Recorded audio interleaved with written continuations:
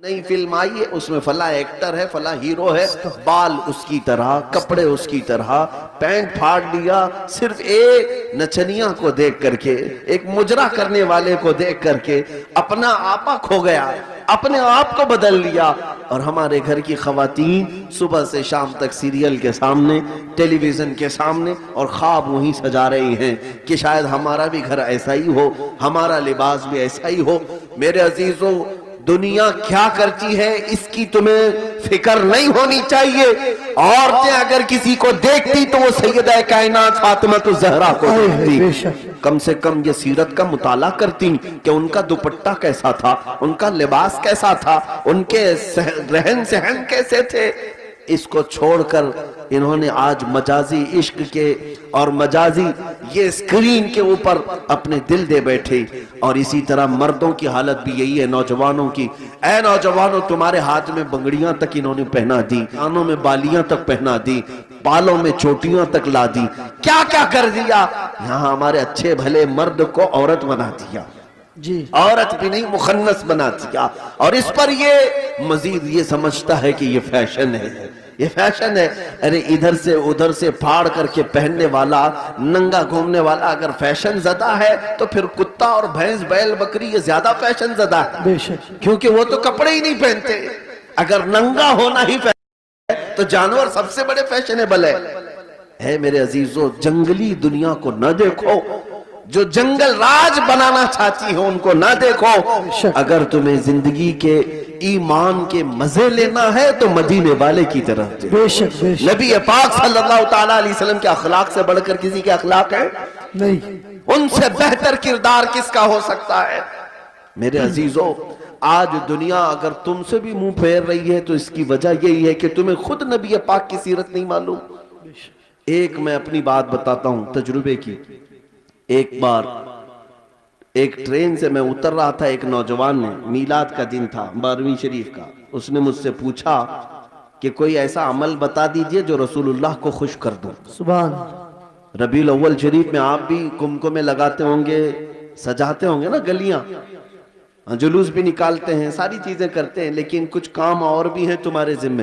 بے شک، اسٹیشن میں تھے، ریلوے اسٹیشن سے اتر رہے تھے، میں نے اس نوجوان سے کہا بیٹا اگر کچھ کرنا ہے تو دیکھو ہم اسٹیشن پہ ہیں، جاؤ کوئی بوڑھا یا کوئی کمزور ہو جس کا سامان بھاری ہو تو اٹھا لو، یہ میرے نبی پاک کے اخلاق ہے بے شک، حضور کی سنتوں میں سے اور حضور کے اخلاق کریمانہ میں سے یہ بات تھی۔ مکہ میں حضور اس بات پر مشہور تھے کہ اگر کوئی بوڑھا سامان اٹھا کر جا رہا ہوتا، نبی پاک خاموش نہیں کھڑے ہوتے، اس کا سامان اپنے کندھے پہ لے لیتے۔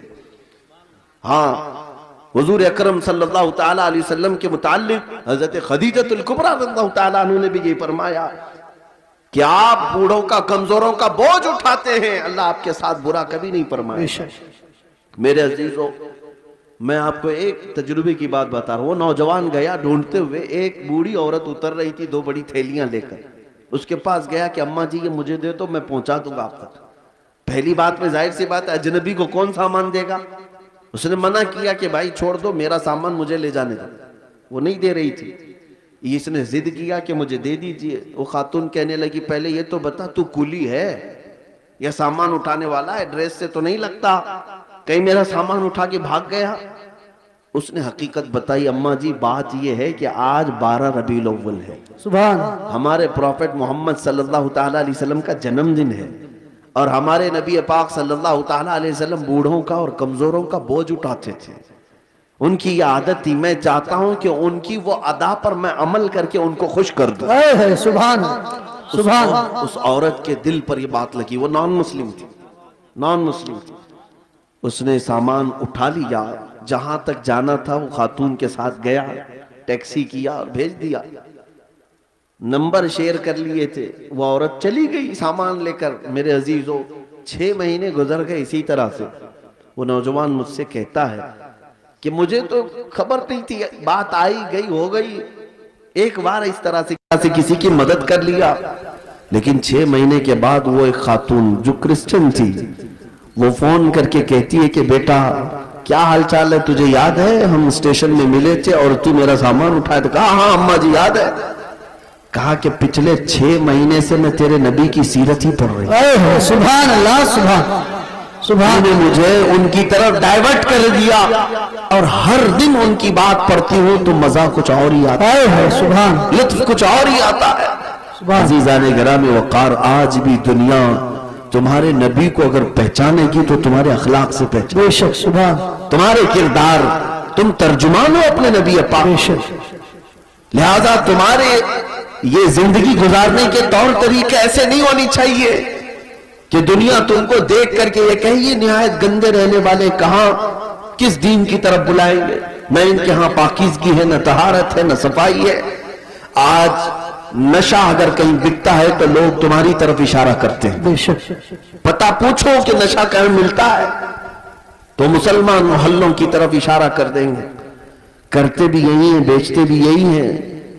اور میرے عزیزوں، سب سے زیادہ جرائم کہاں ہوتے ہیں؟ لوگ تمہاری طرف اشارہ کرنے لگتے ہیں۔ میں یہ نہیں کہتا کہ ہم جرائم پیشہ ہیں، لیکن تم غیروں کی سازشوں کے نظر ہو گئے۔ بے شک ایک بادشاہ نے اپنے وزیر سے پوچھا تھا میری کرسی لمبی دیر تک مجھے قائم رکھنا ہے، کیا کروں؟